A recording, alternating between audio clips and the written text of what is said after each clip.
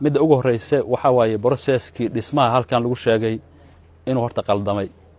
bil kulliyada aan lagu socon processkii dhismaha odayaasha dhaqanka kuwa la soo bixiyay iyo kuwa ku jiro haday baan abuur yihiin iyo haday run yihiinba inaysan door ku lahayn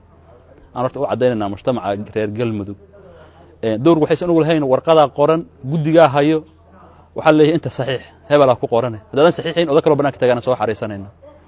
horta processku sidaas ugu halaysan yahay waxaan rabaa reer galmudug inay ogaadaan ummadda Soomaaliyeed inay ogaato beesha caalamka inay ogaato taas halkaas markaan uga baxo waxaan u gudbaa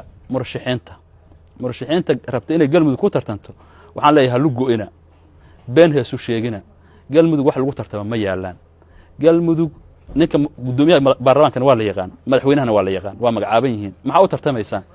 dadka reer galmudug oo yiraahdo galmudug ma ahan koonfur galbeed waa ka liidataan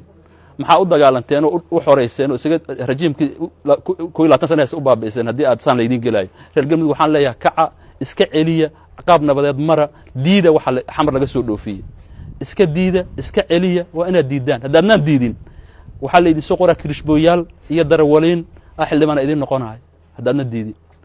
gudiga laga hadlo odayaasha ay ka hadleen galmudug gudi maanta la isku raacsan yahay kama jiro gudiga wasaaradda arrimaha gudaha soo magacawday maamulka galmudug oo madax xukuumadda horeeyana gudiga soo magacaabeen labada gudi lama midayn laba gudi ayaa taal galmudug tee gudiya maanta waxaan rabaa taasna in laga hadlo lafteeda oo ay reer galmudug ka hadlaan gudi dawladda jaabka ku wadatay waxay wadatay qorayaan gudi kale galmudugna qoraya dhinacyada laga dhigo waxa la yiri ma bashiri kartaan isku imaan kartaan